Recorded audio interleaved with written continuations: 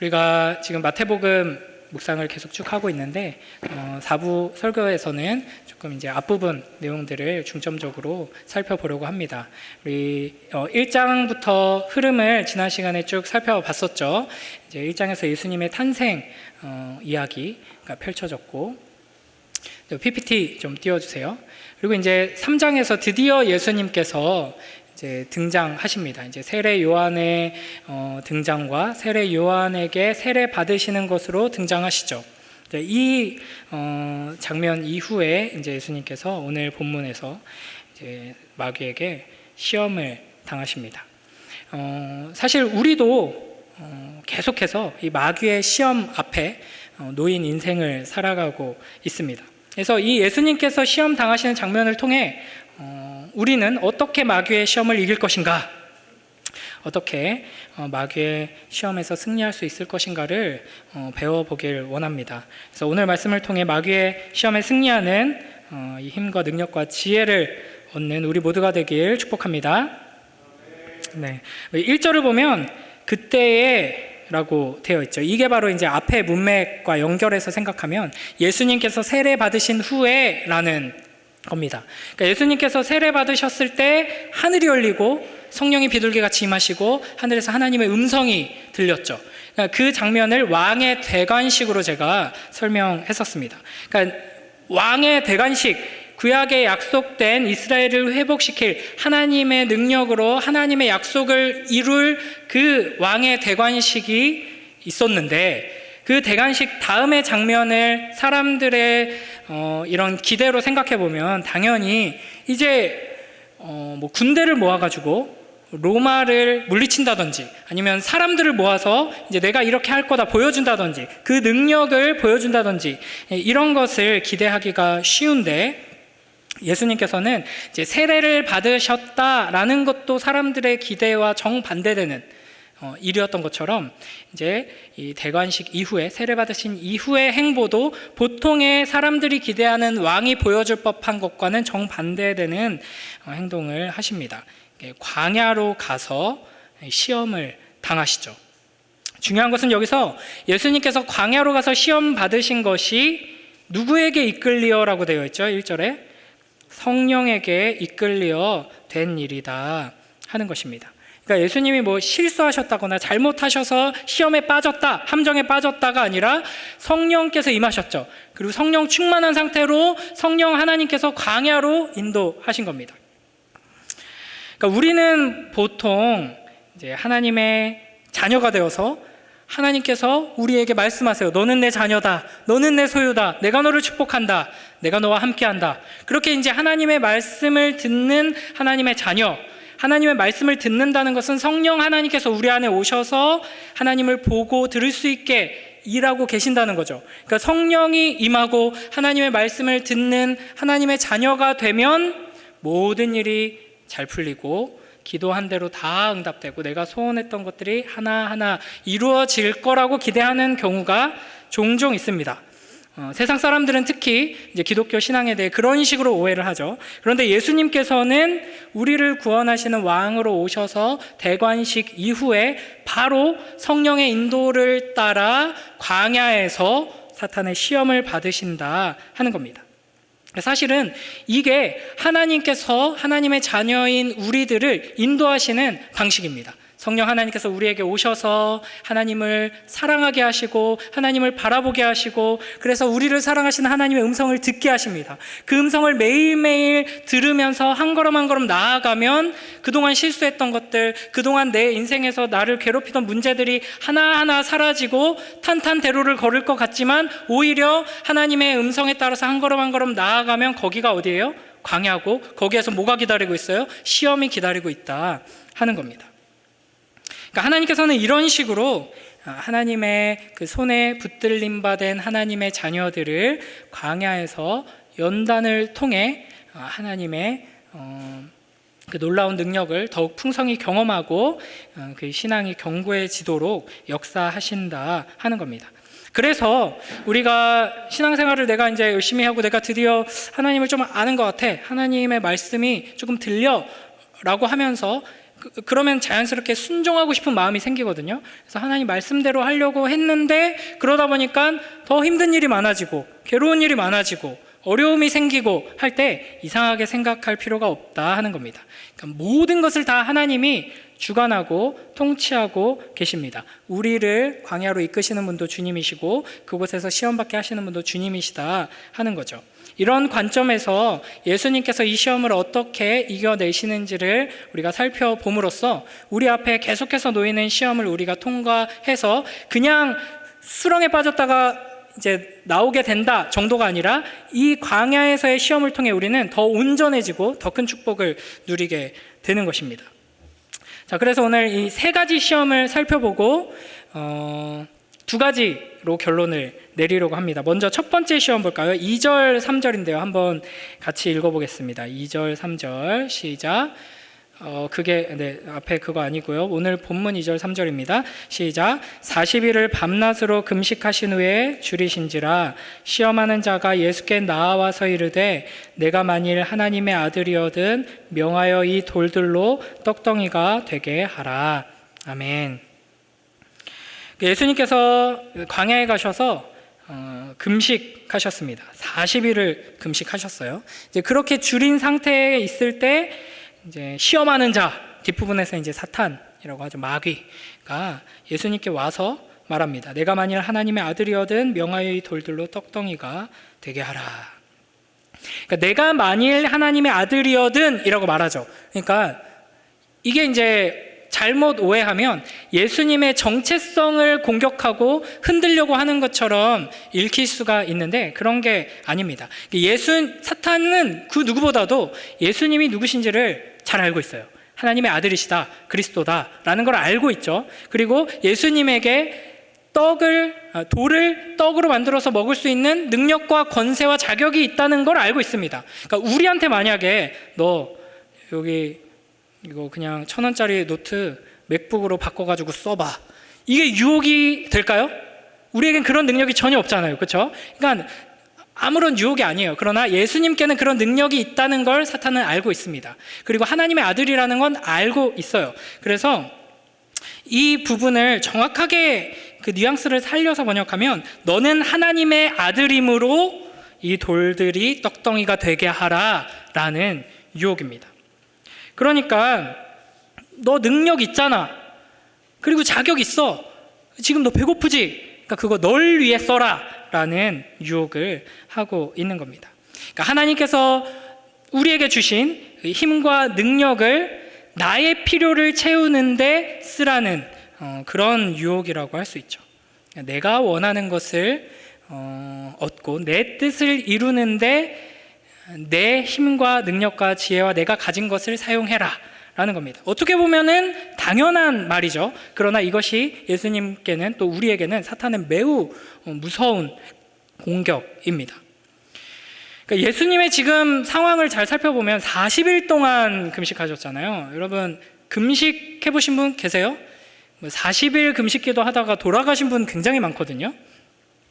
저는 한 2박 3일 정도 금식을 했었는데 죽겠더라고요. 뭐 금식하면 기도가 더 깊어지고 그게 아니라 음식 생각만 나고 음식 묵상을 아주 이렇게 깊이 하다가 이제 금식 수련을 마쳤었는데, 그래서 그 경험 이후로 저는 이제 청년부 뭐 간사하고 이럴 때 수련회 뭐 기획하고 하면은 꼭 이제 뭣도 모르고 열정 있는 애들이 저희 금식 수련회 하면서 막 뜨겁게 기도하면 좋겠어요. 그러면 우리 폭식 수련회 하자. 잘 먹어야지 기도가 잘 된다. 항상 이렇게 했었거든요. 근데 지금 예수님은 40일을 금식하셨어요. 예수님 뭐 하나님의 아들이니까 배고파도 아무렇지 않다? 아니죠. 예수님은 우리와 똑같은 사람으로 이 땅에 오셨습니다. 그래서 굉장히 굶주린 상태에서 너 먹을 거 돌로 만들어서 먹어라 라고 하는 거는 우리 삶에 아주 기본적인 필요, 우리의 생존과 직결되는 것처럼 보이는 그 필요를 채워라 라는 이야기예요. 그러니까 이거는 유혹이라고 하기에는 이상하죠. 매우 당연한 이야기입니다.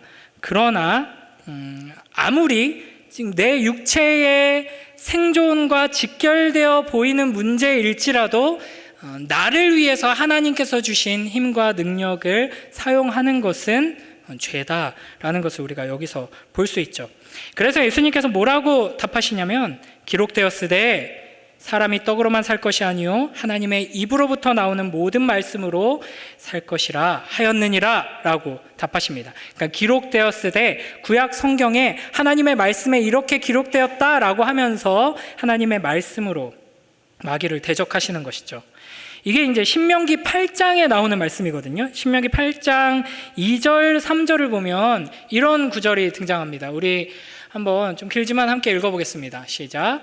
내 하나님 여호와께서 이 40년 동안에 내게 광야길을 걷게 하신 것을 기억하라. 이는 너를 낮추시며 너를 시험하사 내 마음이 어떠한지 그 명령을 지키는지 지키지 않는지 알려 하심이라. 낮추시며 너를 줄이게 하시며 또 너도 알지 못하며 내 조상들도 알지 못하던 만나를 내게 먹이신 것은 사람이 떡으로만 사는 것이 아니요 여호와의 입에서 나오는 모든 말씀으로 사는 줄을 내가 알게 하려 하심이니라. 아멘.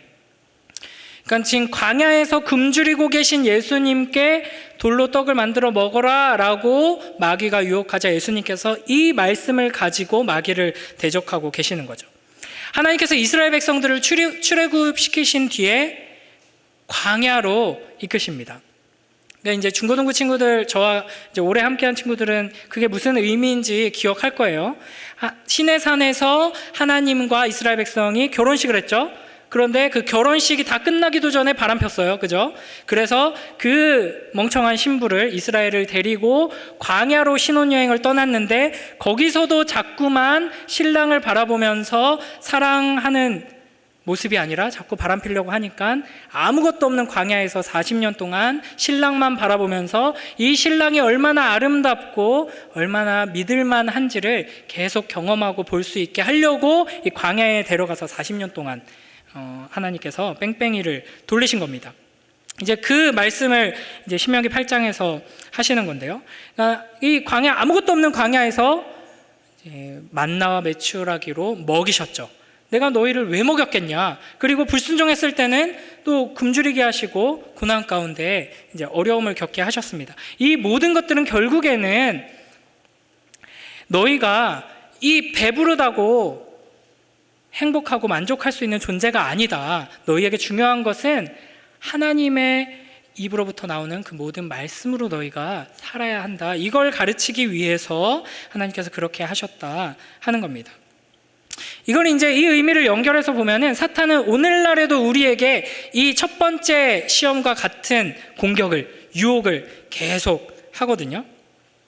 그러니까 우리가 굶주릴 때 단순히 이제 밥을 못 먹어서 배가 고플 때가 아니라 넓은 의미에서 우리의 필요가 채워지지 않고 우리가 원하는 것이 이루어지지 않아서 우리가 힘들어할 때, 괴로워할 때 사탄이 우리에게 와서 이렇게 유혹하는 거죠. 너 하나님께 그거 달라고 해. 이루어 달라고 해. 네가 원하는 거 하나님께 달라고 하라고. 야, 그것도 안 주는 하나님 무슨 소용 있냐? 이런 말을 하는 거죠. 배부를 때는 그러면 어떻게 하느냐? 우리가 하나님 자녀라고 하면서 주님의 인도하심을 따라 삶으로 하나님의 축복을 받아서 이제 만족함을 누려요. 뭐 돈도 많이 벌게 되고 내가 원했던 것들을 이루게 되고 여러 가지 면에서 만족함을 누리게 됐을 때, 배가 부를 때 이제 사탄은 그걸 가지고 또 우리를 시험합니다. 뭐 배부르니까 좋지.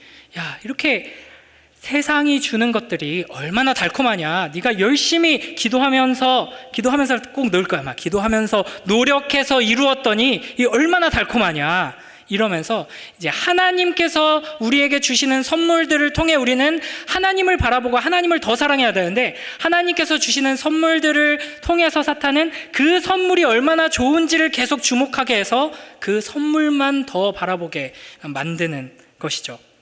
그리고 너 자꾸 하나님 음성에 귀 기울이면서 하나님께서 인도하시는 대로 따르다 보면 거기가 광야고 십자가의 길이야. 그러니까 지금 너 달콤한 거 맛봤잖아. 이거 더 줄게, 내가 더 맛보게 해줄게 라고 하면서 유혹을 하는 것이죠. 그때 우리는 어떻게 이제 믿음으로 이 사탄을 대적해야 하는가? 그러니까 우리가 이제 배부를 때에는 하나님께 감사해야 할 것입니다.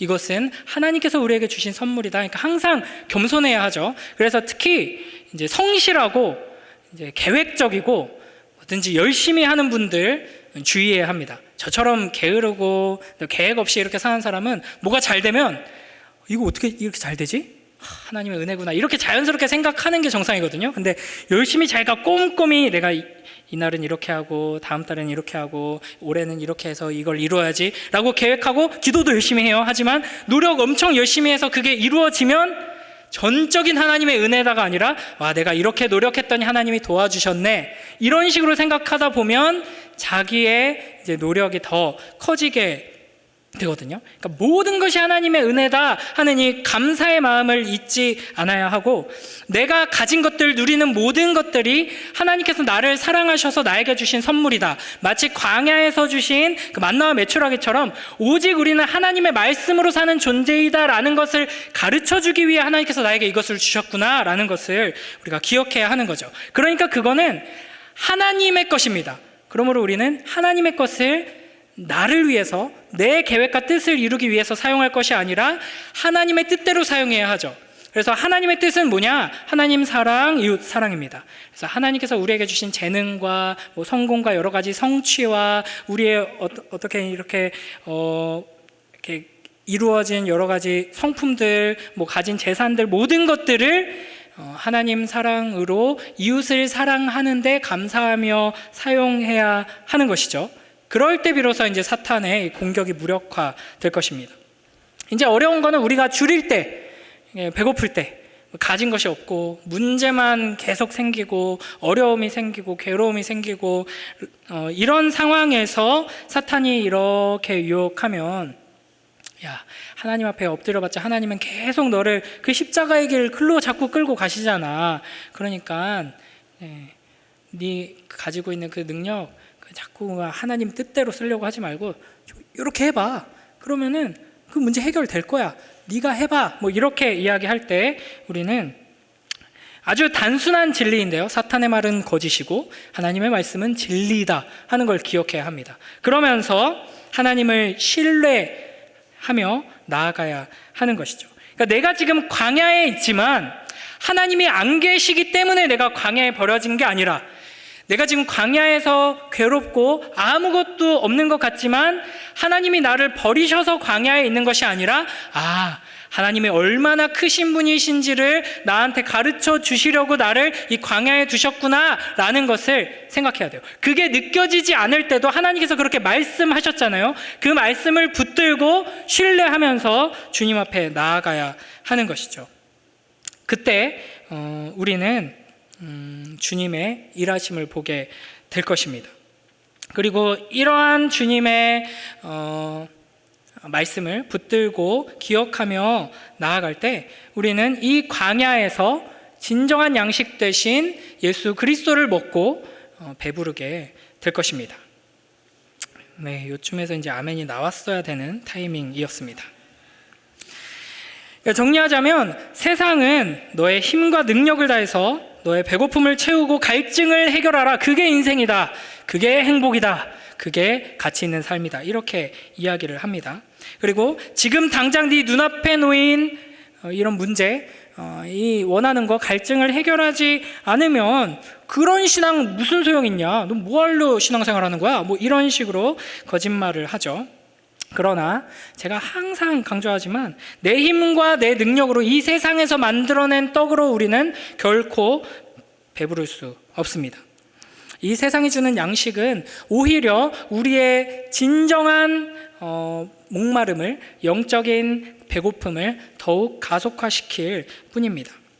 오직 예수 그리스도를 먹고 마시는 자들만이 참되고 영원한 만족과 기쁨을 얻을 수 있는 것이죠. 그러므로 우리는 너의 능력으로 너의 필요와 배고픔을 채워라 라는 마귀의 시험 앞에서 나는 하나님의 입에서 나오는 모든 말씀으로 산다 라고 하며 승리를 선포해야 할 것입니다. 여기도 그런 타이밍이었습니다.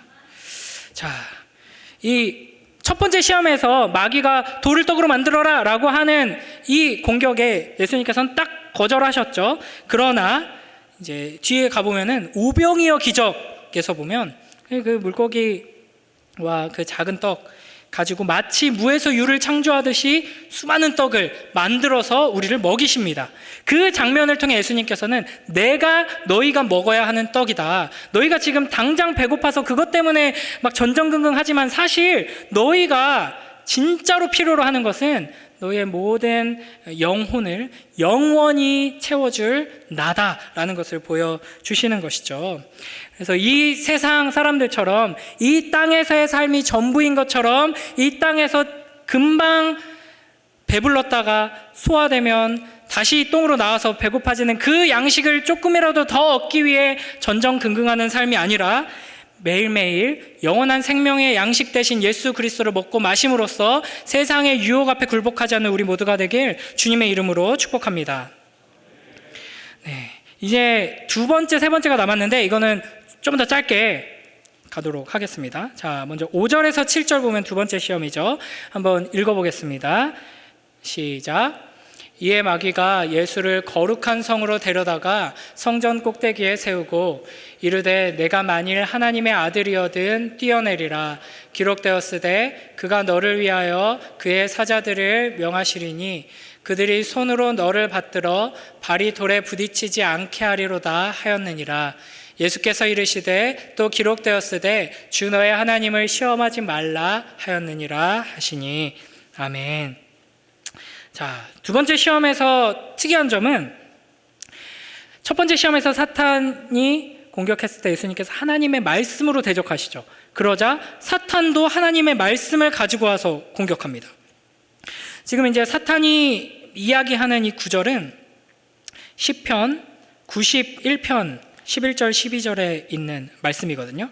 이게 이제 사실은 하나님을 신뢰하는 자, 하나님을 사랑하는 자를 하나님께서 보호하신다, 이런 약속의 말씀인데 이걸 가지고 사탄이 하나님이 이렇게 약속하셨잖아, 진짜인지 아닌지 한번 시험해봐, 이렇게 공격하고 있는 거죠. 그러니까 이게 이제 첫 번째 시험, 두 번째 시험이 비슷한 맥락입니다.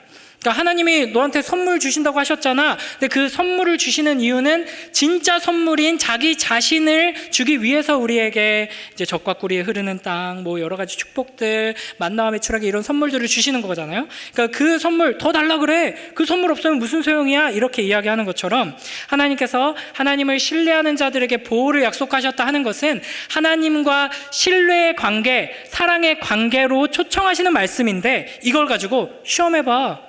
하나님의 보호해 주시나 안 해주시나, 이렇게 지금 말씀을 가지고 또 유혹하고 있습니다. 그러니까 우리가 여기서 기억해야 할 것은 하나님은 신뢰하고 의지하며 경배해야 할 대상이지 시험하고 이용할 대상이 절대 아니다 하는 것입니다.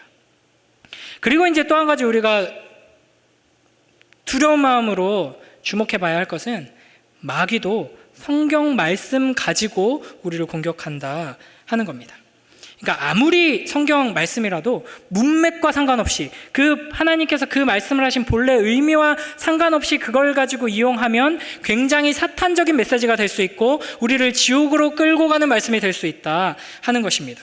그래서 이건 좀 어려운 말씀일 수도 있는데 우리가 매일매일 말씀을 묵상할 때 내 자아를 향한 사랑을 놓지 않고 이 말씀을 이용하는 방식으로 계속 읽고 묵상하고 먹고 마시면 그 사람은 그 말씀을 따라서 지옥에 가게 될 겁니다. 이게 무슨 말인지 알겠어요? 하나님의 말씀을 통해 하나님께서는 우리에게 하나님을 주길 원하시잖아요. 근데 우리는 그 말씀을 가지고 내 뜻을 더 이루려고 하고 내 자아를 더 사랑하려고 한다면 그 말씀은 이제 우리를 지옥으로 끌고 가는 무서운 말씀이 된다 하는 겁니다. 그러므로 우리는 하나님 말씀을 이용하려는 태도가 아니라 하나님의 말씀이 우리를 붙들고 하나님의 영광 가운데로 우리를 인도하시기를 소원하면서 겸손히 엎드려야 하는 것이죠. 자, 예수님께서는 두 번째 시험에서도 하나님의 말씀으로 마귀를 대적하시는데요. 신명기 6장 16절 말씀입니다. 이 말씀을 함께 읽어보겠습니다. 시작. 너희가 마사에서 시험한 것 같이 너희의 하나님 여호와를 시험하지 말고. 아멘. 단순히 예수님께서 시험하지 말라는 구절을 가지고 오신 것이 아니라 이 깊은 의미가 있어요. 의미가 있는데 나중에 기회가 되면은 또 살펴보도록 하고, 어쨌든 하나님의 말씀을 통하여서 마귀를 대적하십니다. 이 말씀이 사실은 이 시편 91편, 마귀가 자기 마음대로 이용했던 시편 91편의 본래 의미입니다. 그러니까 하나님을 시험하지 말고 신뢰해야 한다 하는 것이죠. 그러니까 이 두 번째 시험이 이제 어떤 의미인지를 생각해 보면, 예를 들면 이런 겁니다. 너 하나님 믿는 사람이라며, 하나님의 자녀라며, 근데 왜 아파? 근데 너 사고 왜 났어? 근데 너 왜 망했어? 이제 이런 질문을 던지는 거죠. 우리 주변에서 믿지 않는 사람들이 우리에게 그런 말을 할 수도 있습니다. 너 그렇게 교회 열심히 다니고 맨날 큐티한다며, 하나님이 너를 인도하시고 널 위해 죽으시고 어쩌고 저쩌고 한다더니 너는 왜 취직을 못하고 그렇게 있어? 너네 집안 꼴은 왜 그 지경이야? 이런 이야기를 하는 거죠. 하나님의 자녀라면 당연히 어느 순간에도 다치지 않고 아프지 않고 실패하지 않고 하나님께서 보호해 주시는 그 보호의 손길을 누려야 한다라고 이야기하는 겁니다. 이 보호의 손길을 누려야 한다가 하나님 말씀 같죠? 근데 이 지점에서는 보호의 손길을 당연히 누려야 한다가 사탄의 음성이 되는 겁니다. 그러니까 우리가 많이 오해하는 게, 우리가 하나님의 영광을 드러내도록 부름 받았죠. 그러면은 이 세상 사람들이 보기에 찬란한 모습으로 잘 돼야지만 하나님의 영광이 드러난다고 생각합니다. 그러나 하나님의 영광이 가장 찬란하게 드러난 자리가 어디일까요? 예수 그리스도의 십자가죠. 그러므로 우리가 예수 그리스도의 십자가를 따라가고 닮아갈 때 거기서 비로소 하나님의 영광이 온전히 드러나게 되는 겁니다. 그걸 우리가 잊지 말아야 하는 거죠. 그러니까 지금 며칠 전에 이제 튀르키예, 시리아 지진 나가지고 지금 너무 끔찍한 상황이잖아요. 이제 그런 상황 속에서 놀랍게도 이제 소수의 튀르키예, 시리아 그 지역에는 아주 소수의 그리스도인들이 있어요. 그리고 이 지진난 그 진앙지 그 가장 피해 큰 지역이 옛날 말로 하면 안디옥이거든요. 교회가 시작된 곳이에요. 거기가 완전히 처참하게 무너졌죠. 그런데 나중에 이제 막 조사를 하고 보니까 이상하게도 교회가 모이던 건물만 안 무너지고 그리스도인들만 안 죽고 안 다치고, 이렇게 하면 사람들이 하나님 앞에 엎드릴 것 같잖아요. 그렇죠? 근데 그렇지 않다라는 겁니다. 인간이 그런 존재가 아니고 하나님께서 그런 걸 아시기에 그런 식으로 일하시지 않는다라는 겁니다. 그러니까 하나님께서 우리를 부르시는 자리는, 우리가 하나님을 시험해서 막 땅이 흔들리고 지진이 나는데 우리는 하나님의 자녀니까 대피하지 말고 여기 있읍시다 라고 해서 하나님을 시험하는 자들을 통해서 영광이 드러나는 게 아니죠. 코로나 막 시작하고도 그런 이상한 사람들 많이 있었어요. 성경의 어떤 말씀들을 근거로 해서 백신을 안 맞는다, 치료를 안 받는다, 나는 코로나 안 걸린다, 이렇게 설교했다가 유명한 어떤 목사님은 그렇게 설교한 뒤 일주일 후에 코로나 걸리고 그 일주일 뒤에 사망, 이런 목사님들이 있었거든요. 그게 하나님을 시험하는 거죠. 하나님은 우리를 어떤 자리로 부르시냐면, 그러니까 이 지진이라는 게 굉장히 무섭죠. 이 세상 사람들은 마치 이 땅이 영원할 것처럼, 이 땅의 것이 전부인 것처럼 살아갑니다. 그런데 이제 이 땅 자체가 흔들려 버리니까 모든 게 무너져 버리고, 서로 경쟁하면서 짓밟고 내가 더 앞서기 위해서 팔꿈치로 치면서 살아가던 사람들, 서로 싸우고 다투고 전쟁하던 사람들이 다 그 폐허가 된 곳에 몰려가서 지금 어떻게든 도우려고 하고 있잖아요. 그러니까 이런 상황 속에서 한 사람이라도, 한 생명이라도 더 살리려고 지금 전 세계가 마음을 모아서 할 수 있는 게 없죠. 그 지원을 보내고 구호품을 보내고 구조대를 보내고 그러면서 이제 신앙이 있건 없건 우리 기도합시다, 이런 말들을 많이 한단 말이에요. 우리는 이제 어떻게 살아야 하는가? 이런 세상 속에서 우리는 아무런 피해를 입지 않아 라는 것으로 이제 사탄이 뛰어내려봐, 보호해 주실 거야 라는 이 유혹에 넘어가 가지고 이제 하나님의 기적적인 보호를 통해 축복을 통해서 영광을 드러내는 것이 아니라 세상 사람들이 땅이 흔들려서 모든 것이 다 무너졌을 때 그제서야 어떻게든 한 생명이라도 살리려고 지금 난리치고 있잖아요. 우리는 평상시에도 그렇게 살아야 하는 겁니다. 그러니까 평상시에는 서로 으르렁거리면서 서로 전쟁하고 싸우고 뺏어가려고, 내가 더 차지하려고 그렇게 살아가죠. 그 한복판에서 마치 이 땅이 다 무너진 것을 알고 있는 사람들처럼 한 생명이라도 더 살리기 위해 너네들 지금 건물을 높이 쌓는 게 중요한 게 아니야. 높은 자리에 오르는 게 중요한 게 아니야. 통장에 0을 하나 더 만들어내는 게 중요한 게 아니야. 한 생명을 살리는 게 중요해. 라는 삶을 살아가는 것이죠. 이와 같은 구별된 삶으로 하나님을 시험하는 것이 아니라 하나님의 말씀을 신뢰함으로 살아가는 복된 우리 모두가 되길 주님의 이름으로 축복합니다. 마지막 세 번째 시험입니다. 8절에서 10절까지 우리 함께 읽어볼까요? 8절부터 10절까지 함께 읽습니다. 시작. 마귀가 또 그를 데리고 지극히 높은 산으로 가서 천하 만국과 그 영광을 보여 이르되 만일 내게 엎드려 경배하면 이 모든 것을 내게 주리라. 이에 예수께서 말씀하시되 사탄아 물러가라. 기록되었으되 주 너의 하나님께 경배하고 다만 그를 섬기리라 하였느니라. 이에 마귀는 예수를 떠나고 천사들이 나와서 수종드니라. 아멘. 이제 세 번째 시험에서는 사탄이 산 높은 곳으로 예수님을 데리고 가서 나한테 엎드려 절하면 내가 이 모든 것을 주겠다, 이렇게 이야기합니다. 그러니까 사탄 앞에 절하는 거, 이거 이제 사탄 숭배, 우상 숭배죠. 그러니까 세상과 타협하고 세상 앞에 절하는 것 또한 마찬가지로 우상 숭배고 사탄 숭배라고 할 수 있습니다. 그러니까 이제 시간이 많이 지나서 결론부터 이야기하자면 이 세 번째 시험은 고난과 십자가 없는 영광을 얻어라라는 유혹이라고 할 수 있습니다.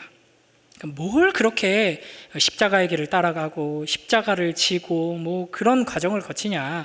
그냥 깔끔하게 내 앞에 절 한번 하면 너는 성공할 수 있다. 네, 너가 원하는 거 얻을 수 있다. 근데 이제 그 원하는 게 차원이 다르다는 게 문제죠. 이런 마귀의 유혹 앞에서 예수님께서 신명기 6장 13절 말씀을 통하여서 사탄을 대적하십니다.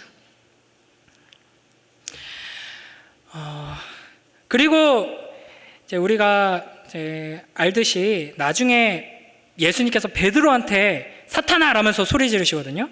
이제 그때도 이제 이와 같은 맥락이라고 할 수 있습니다. 그러니까 베드로는 예수님이 얼마나 대단한 분이신지를 알았죠. 그래서 예수님을 통해 하나님이 역사하시고 하나님의 나라가 이루어질 것을 기대했습니다. 그런데 예수님께서 십자가를 향해 가려고 하시죠. 그러니까 베드로가 막았어요.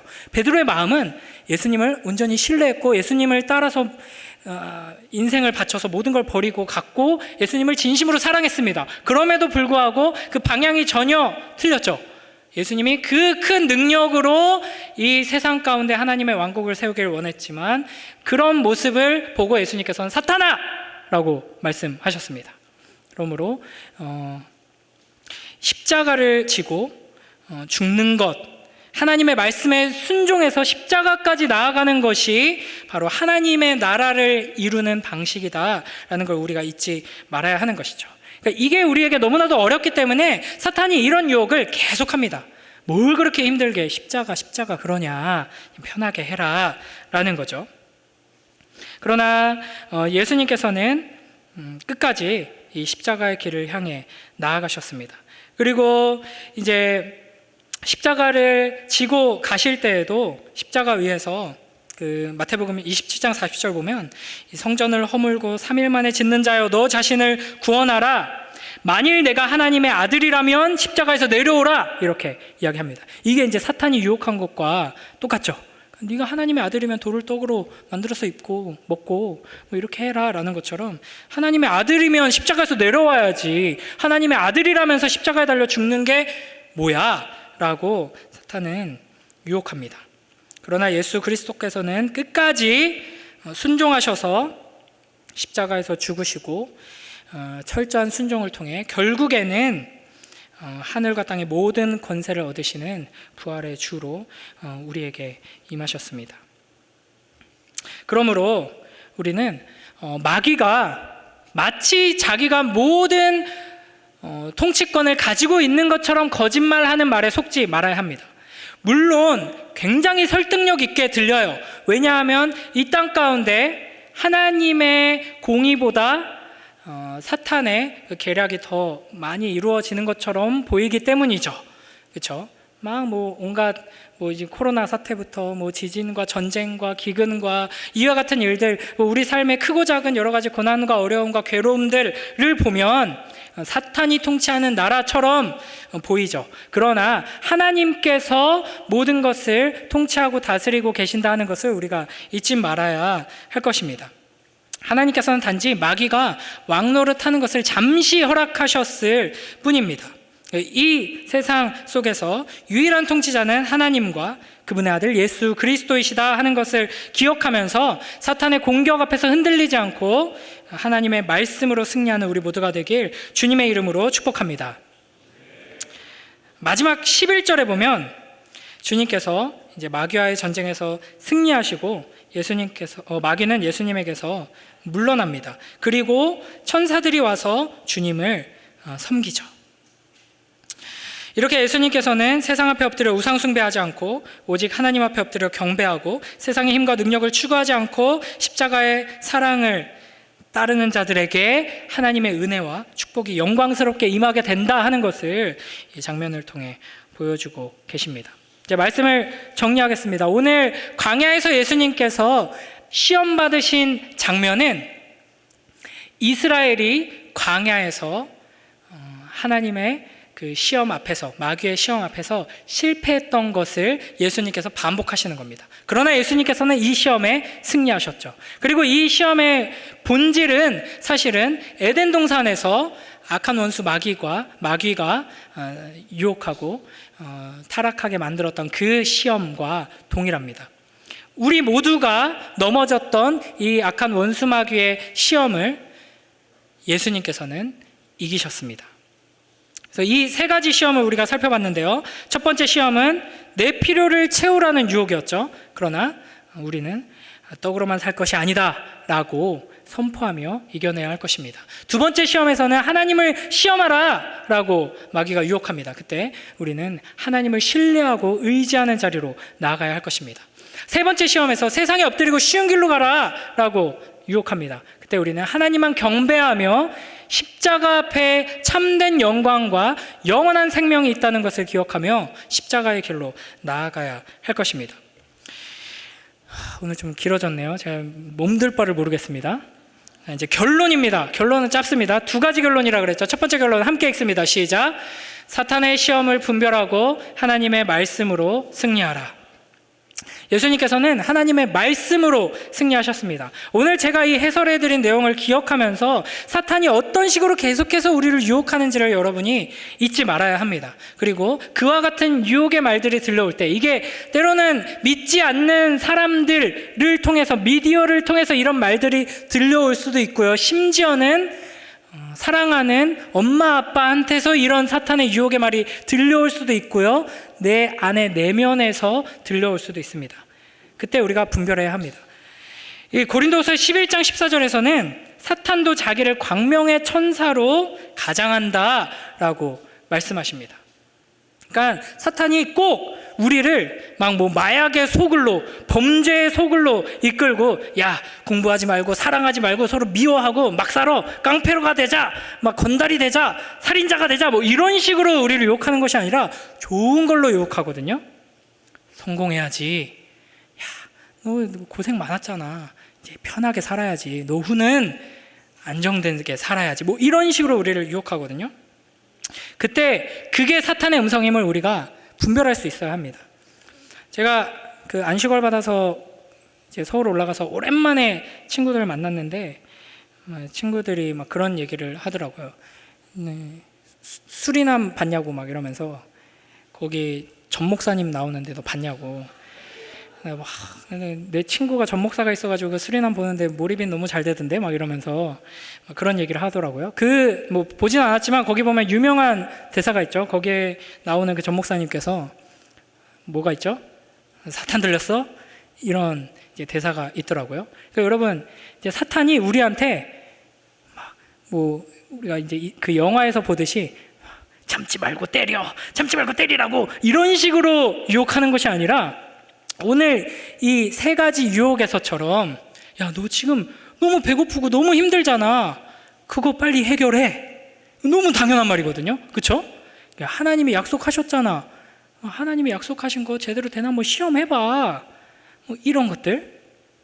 이렇게 주변에서, 세상을 통해 또 우리 주변에서 그런 메시지가 들릴 때 우리는 사탄 들렸어?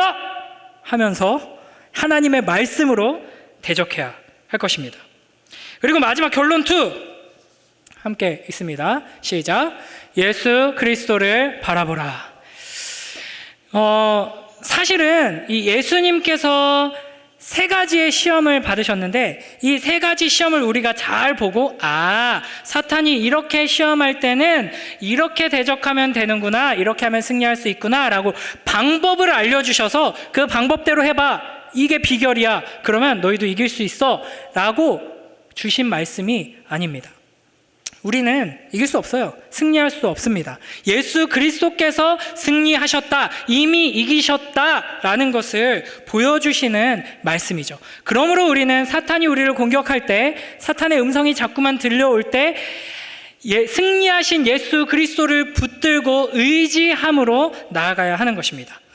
이런 방법으로 이겨봐야지, 나의 힘과 능력과 지혜를 의지하는 것이 아니라 승리하신 예수 그리스도를 바라보고 의지하고 그분 앞에 더욱 겸손히 엎드림으로 사탄의 유혹에 휩쓸리지 않고 영광스럽고 아름다운 축복의 길로 매일매일 나아가는 복된 우리 모두가 되길 주님의 이름으로 축복합니다.